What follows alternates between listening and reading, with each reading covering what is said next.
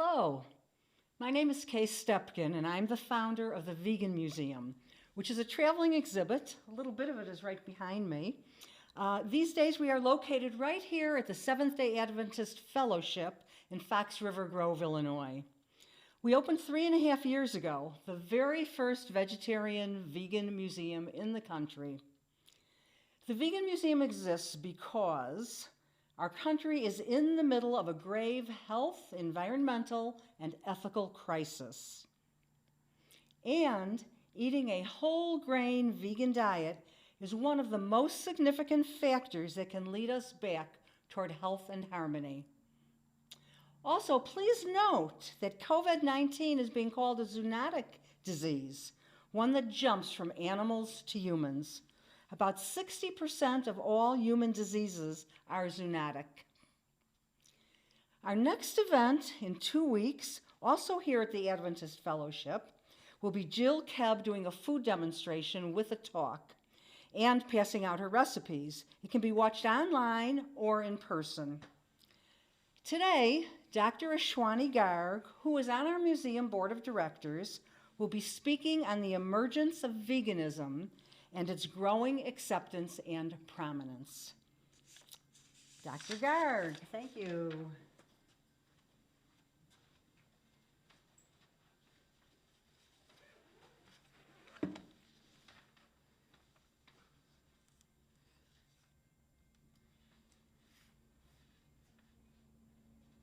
Thank you, everyone, for coming to our online event for World Vegan Day and everyone who will watch the replay.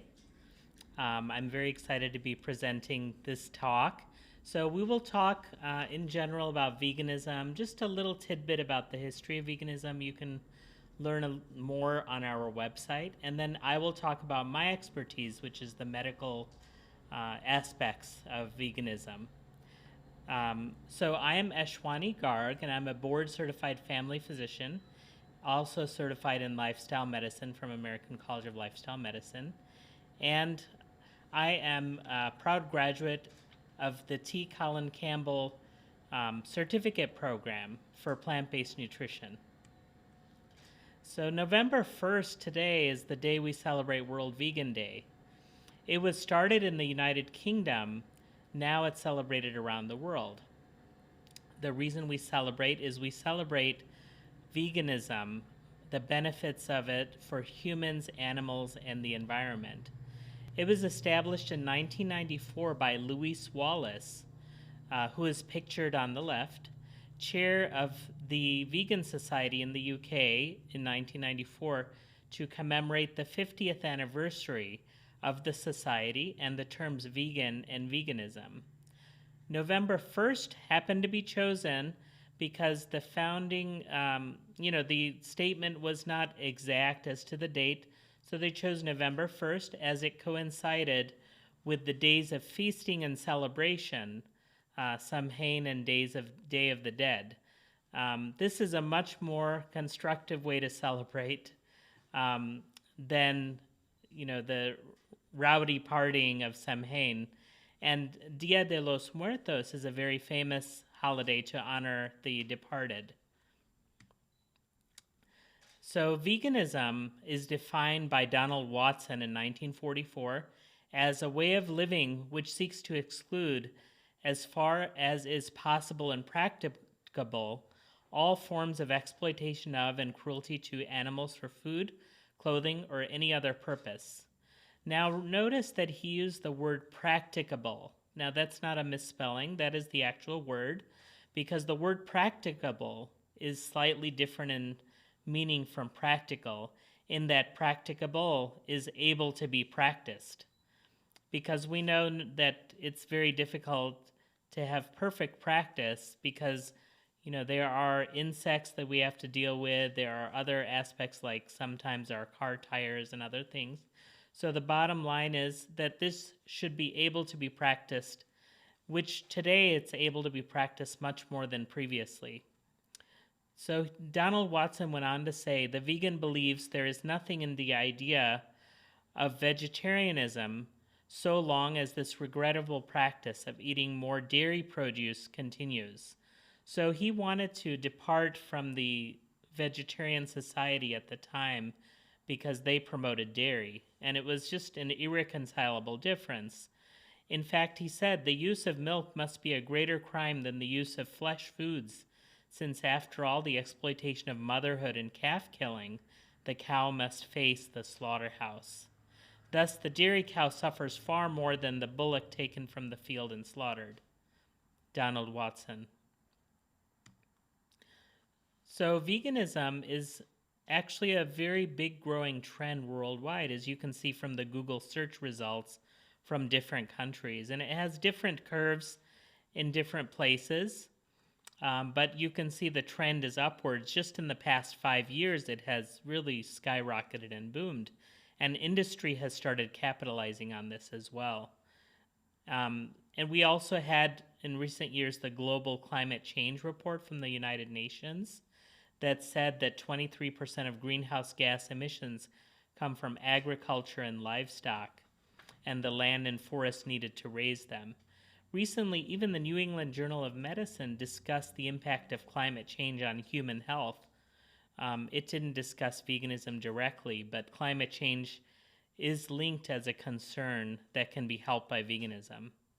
And then, of course, the ethical concerns about seeing animals as sentient beings. I have a photo of my children here as dressed up as animals, just to illustrate that many people also consider the companion animals as children. However, vegans consider all animals as somebody's children. So this is from Mercy for Animals. And to illustrate that animals display aspects of sentience and feeling. Sheep wag their tails to show affection, just like dogs.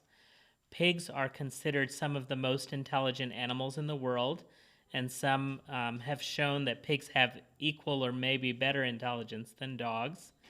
Cows have memories. They can learn their names and respond to them. And going on, hens can communicate with their chicks even before hatching, just as human mothers can communicate with their unborn child in the womb. And even fish have feelings. They have sentience. They feel pain. They can eavesdrop on one another to gather information. And vegan for health. Donald Watson discussed the health aspects way back. He said, medical science has proved itself incapable of checking, still less reversing, this great forward arch towards human destruction. So it rests with the layman to try to save himself as best he can by formulating more accurate deductions and specifying a more intelligent approach to the problem. So today everyone talks about healthcare crisis, right? But very few talk about the crisis of health, which Donald Watson recognized that it wasn't medical science at the time that was saving people. It is your own lifestyle. So he went on to say the rotting of the human body, which is marked by the death rates for certain diseases, almost doubling in a generation. And consider today what's happening, right? And he said it's caused chiefly by wrong nutrition. And back then there was the Bersher Benner Center in Switzerland, where people from all over the world came for healing. And Bersher Benner advocated for a mostly raw vegetable and fruit diet. And Donald Watson recognized that center and said that this raw food diet, properly selected, is the most potent healing factor that exists, acknowledging the role of food in human healing. So the question is, what about America? Is this only in the UK? Well, the UK Vegan Society is very well recognized in the world, but there is also an American Vegetarian Society, which was founded in 1960 by Jay Dinshaw. He is survived by his daughter, Ann Dinshaw. He developed 6 pillars of Ahimsa, and he published Ahimsa magazine.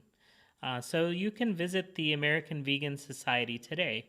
So the pillars of Ahimsa, from the letters of Ahimsa, include A for abstinence from animal products, H for harmlessness with reverence for life, I for integrity of thought, word, and deed, M for mastery over oneself, S for service to humanity, nature, and creation, and A for advancement of understanding and truth. So you can see that J. Dinshaw greatly advanced the definition to include more of a connection and reverence to the world and humanity. So you just met Kay Stepkin. This is a photo of Kay Stepkin's bread shop, which was the first modern vegetarian business in Chicago. It was operated from 1971 to 1996. That is a long time for a business. There were previous businesses that were vegetarian in Chicago. However, they closed in the 1920s. And one can only imagine the factors that may have led to their closure. There was a global pandemic. There was a worldwide war. So the original name of Vegan Museum is actually Go Veggie of the nonprofit corporation.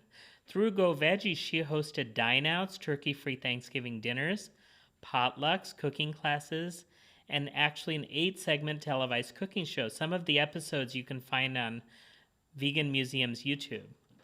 She then wrote The Veggie Cook, which was a weekly syndicated column, bi-weekly, for the Chicago Tribune for over 4 years.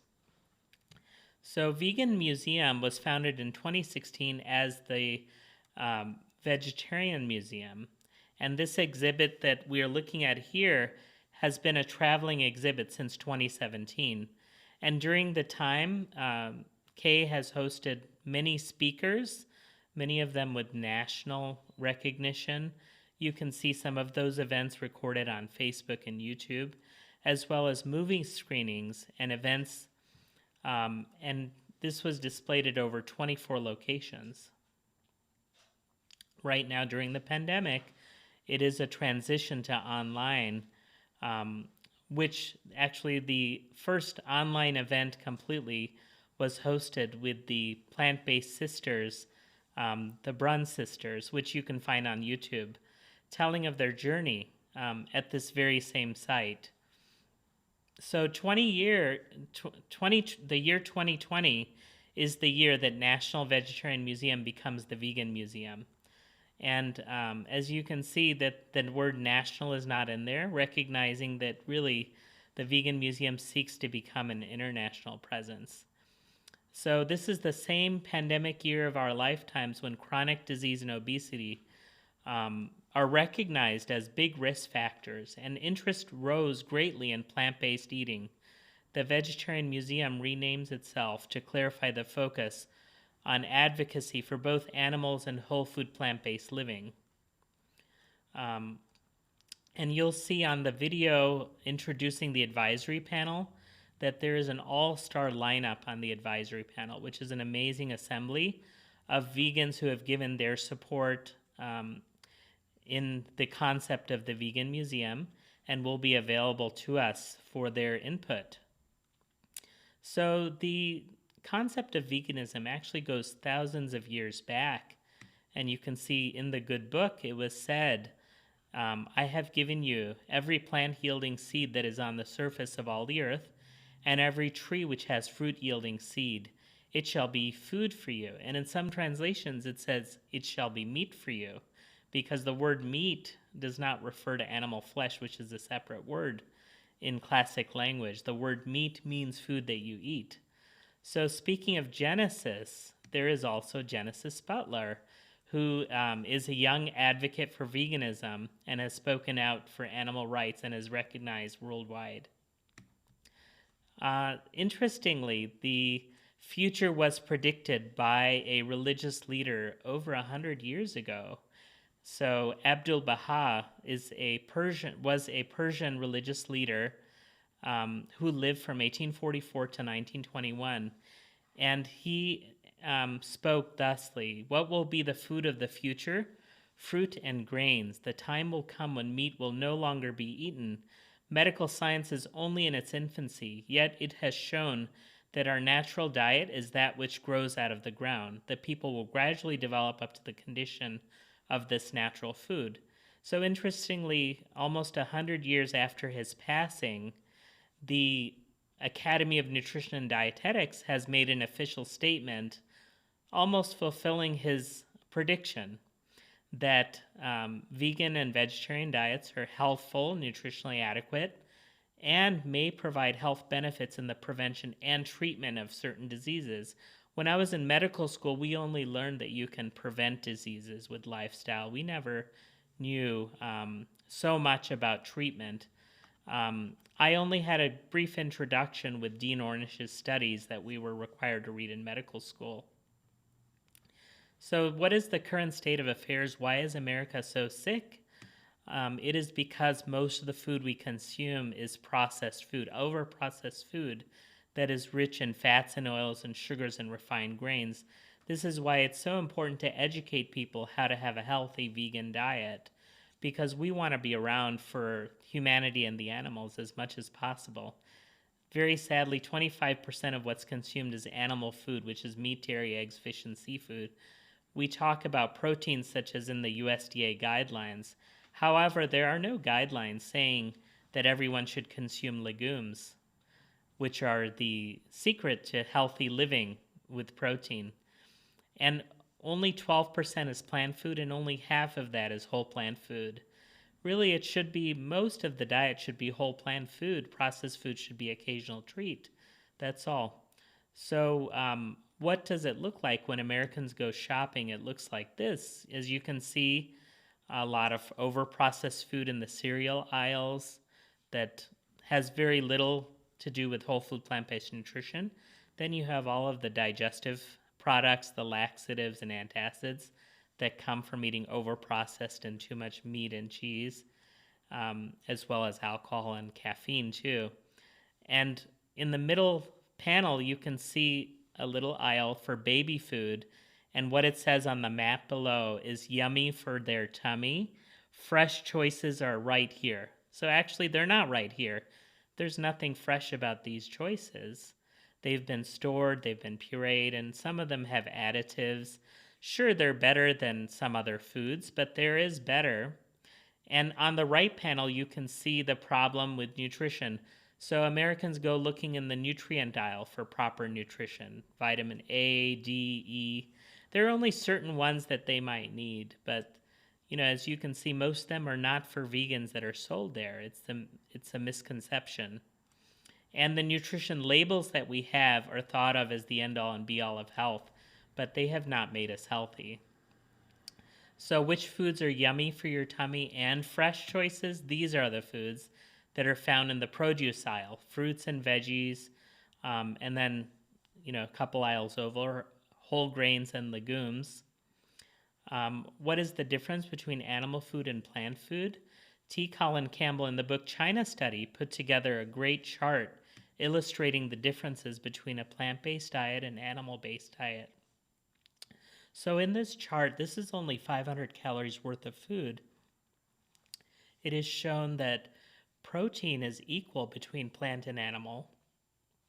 Only the plant-based food has enough fiber and all the vitamins to make it healthy. And in the animal-based food, you see too much cholesterol, too much saturated fat, and all the vitamins that we showed in the aisle are deficient here, so that's why they consume it.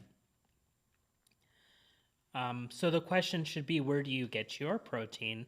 We can see the great panda gets his protein from leaves, but we can get it from tofu and vegetables and legumes, nuts and seeds, and many other delicious foods.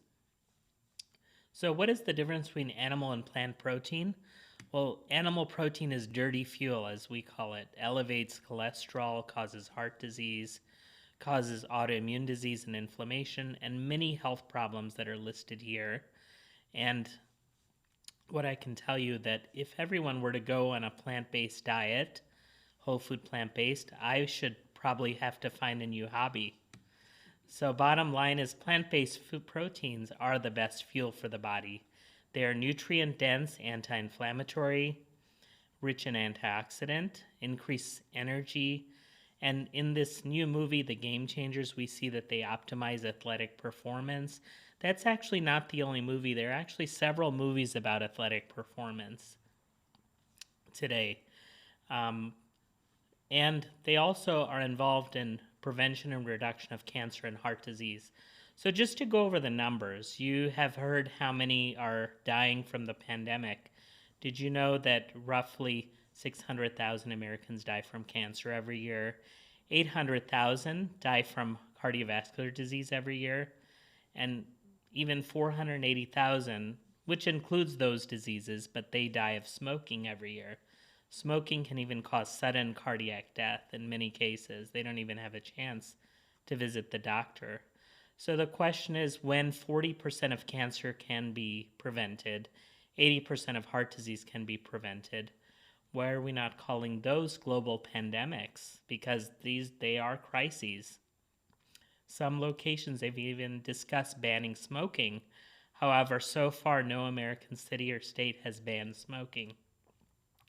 So if you consider, if they can't ban smoking, how can they improve health, right? And what is the secret to plant foods is phytonutrients. These are exclusive nutrients we're just starting to develop. Unfortunately, the USDA doesn't even give a daily reference intake for them. But what we know is that they're essential to life and for prevention of cardiovascular disease and cancer. Only about 1/5 of Americans meet the minimum intake, and these are the rainbow nutrients. We are learning so much more about our gut flora, our bacteria that are in the gut. They actually outnumber our human cells 10 to 1. If you were to combine all of the microbes in the body, they would add up to the weight of a human liver.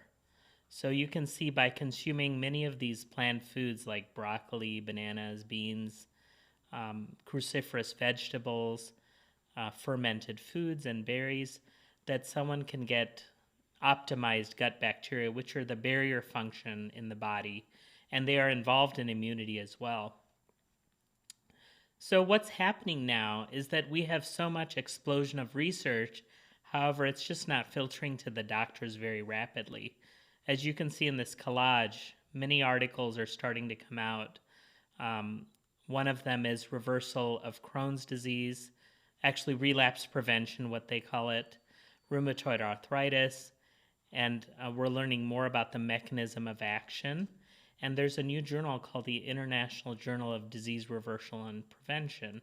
Also, American College of Lifestyle Medicine has a journal. And then in mainstream medical journals, these articles are getting published left and right.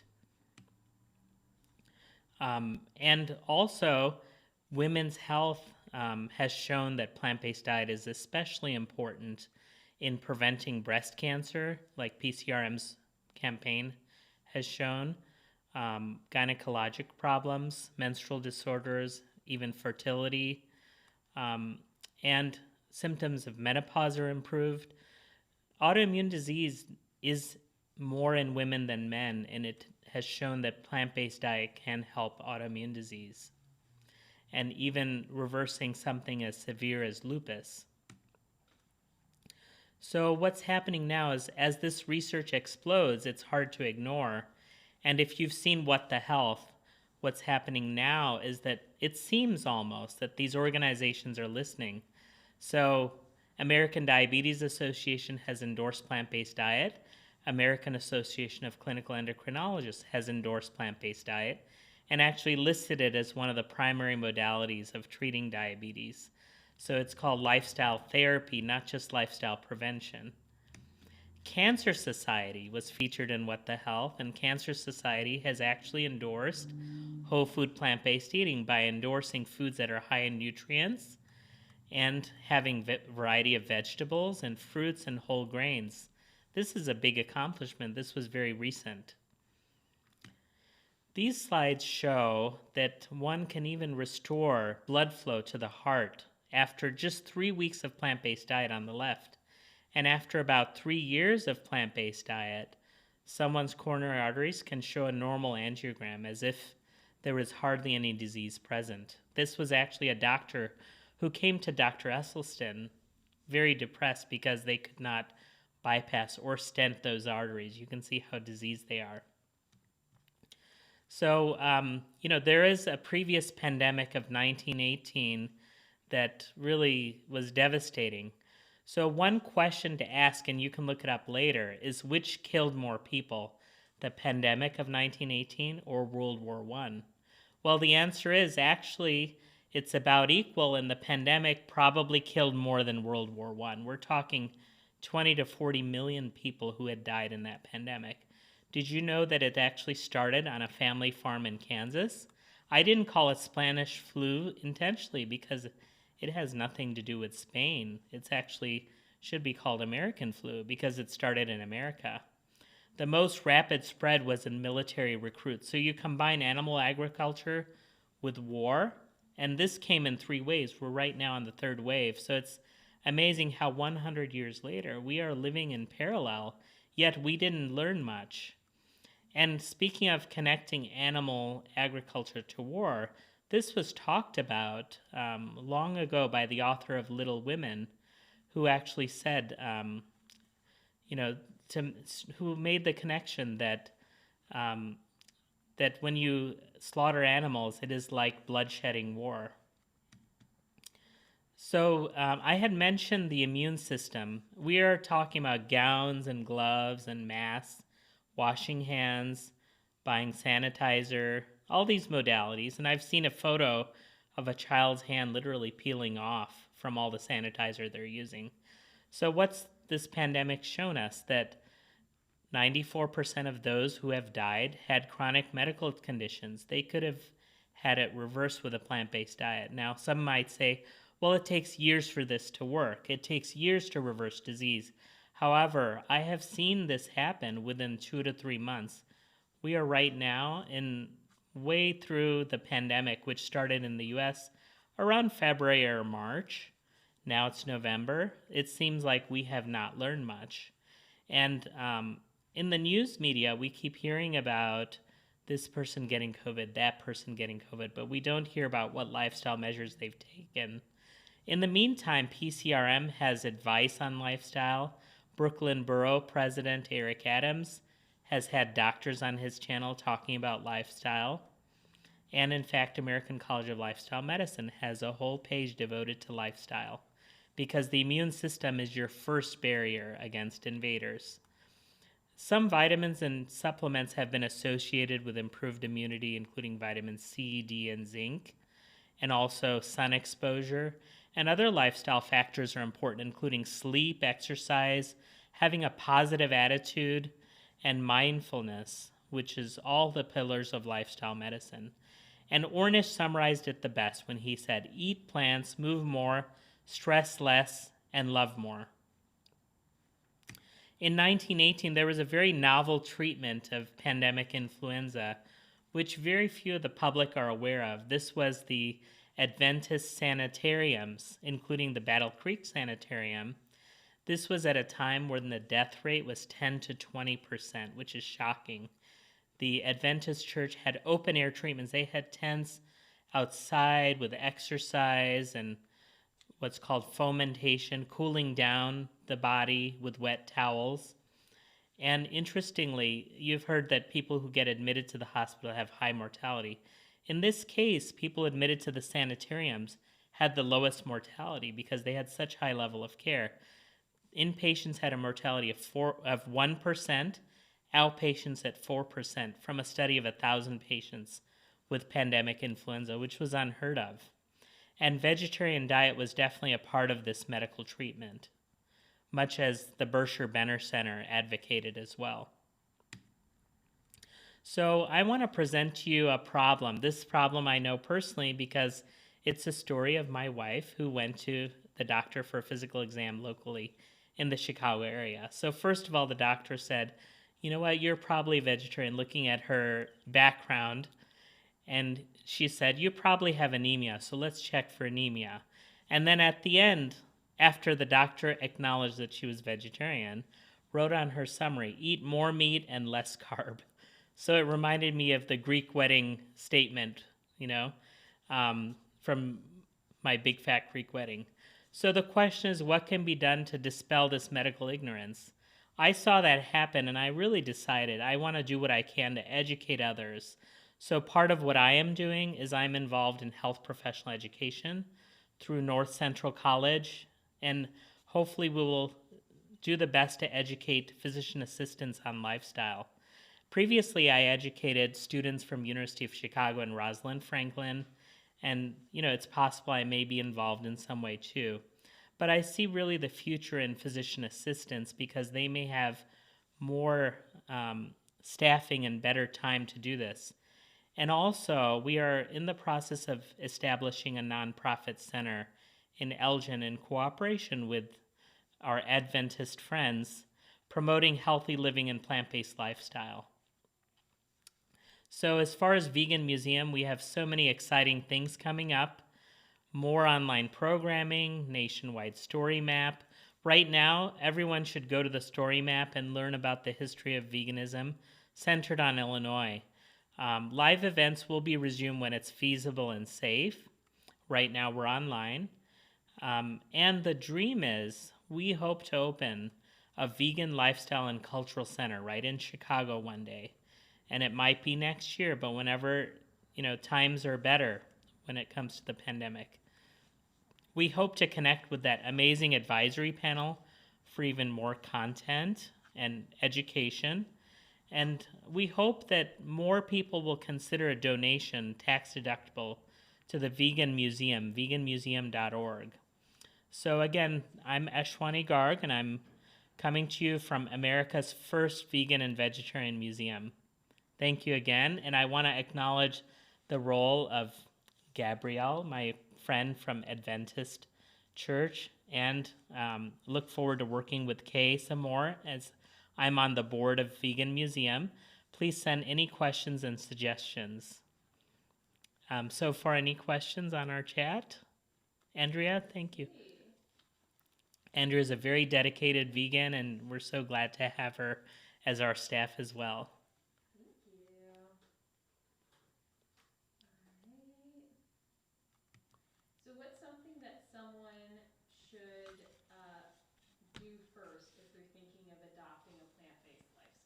Sure, yeah, I think the best thing to do.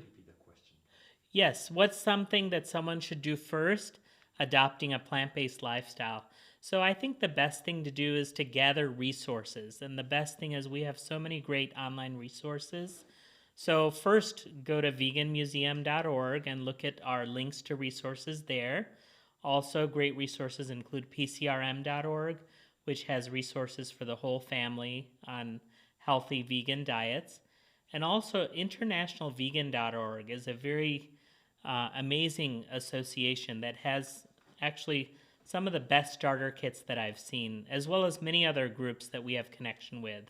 But those are a few that come to mind. And the key is to learn about plant-based nutrition. It doesn't have to be complicated. You don't need to read a whole book. It's really the secret is fruits, vegetables, whole grains, and legumes, nuts, and seeds. So the way Dr. Barnard has said to try is for 1 week, just replace some of your meals with the plant-based foods you already love.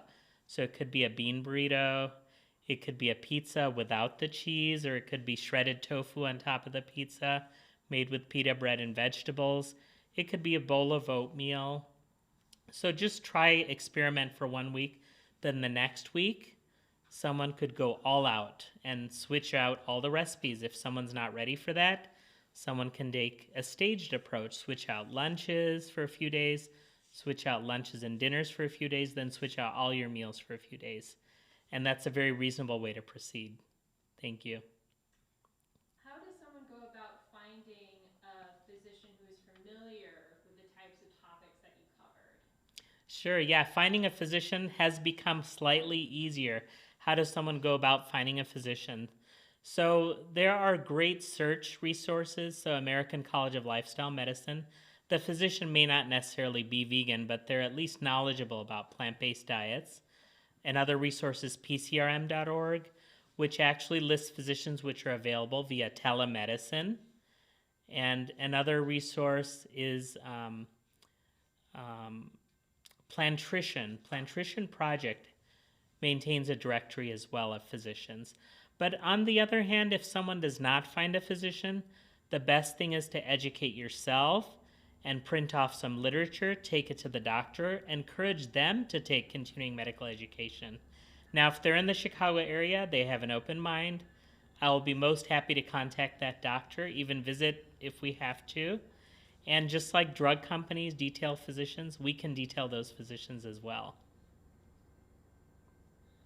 All right, we have, let's see, two more questions. Why isn't improving diet being discussed during this pandemic more? Why is improving diet not being discussed during the pandemic? You know what? I can't say why. All I can say is I have been trying. PCRM has been trying with daily broadcasts. Brooklyn Borough President Eric Adams has been trying.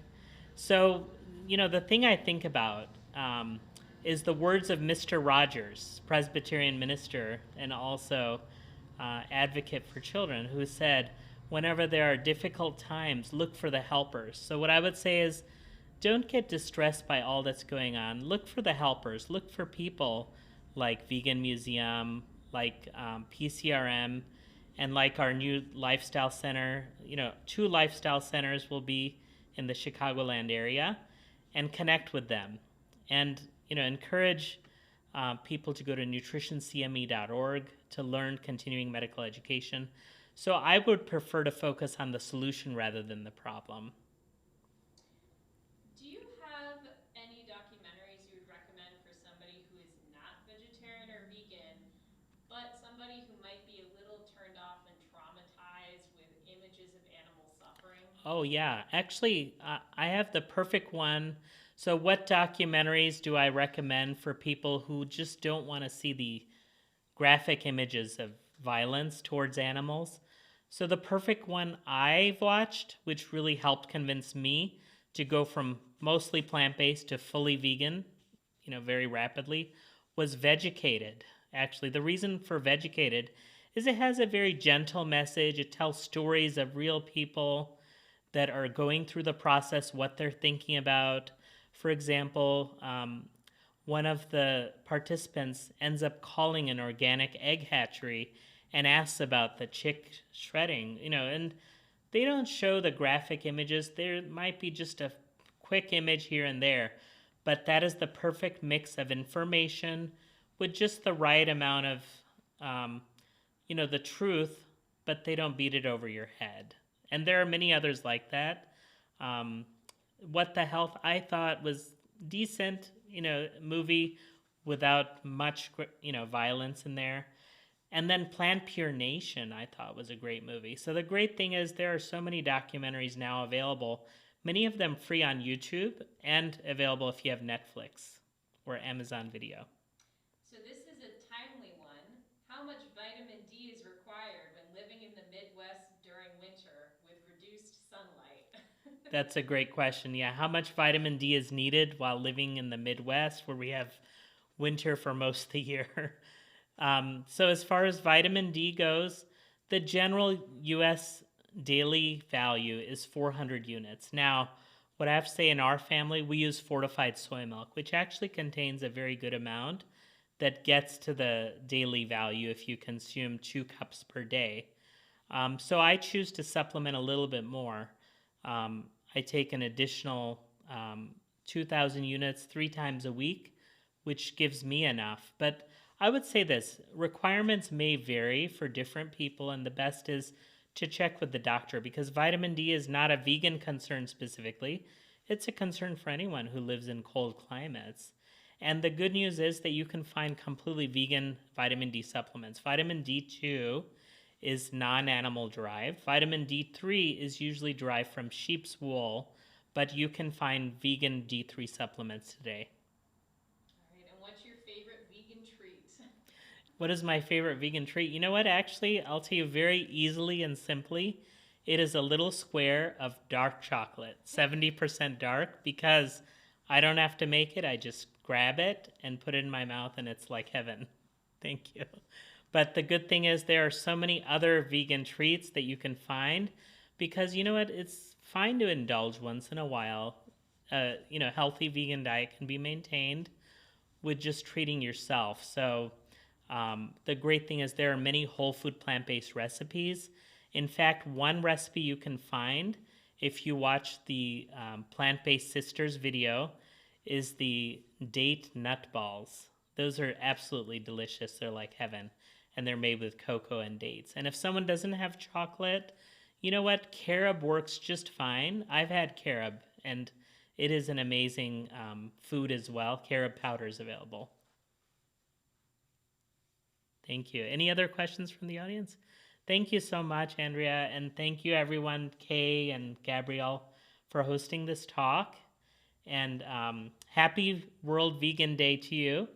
And the last thing I want to mention, that yes, we do have an election coming up, and I am not going to wax poetic about politics today.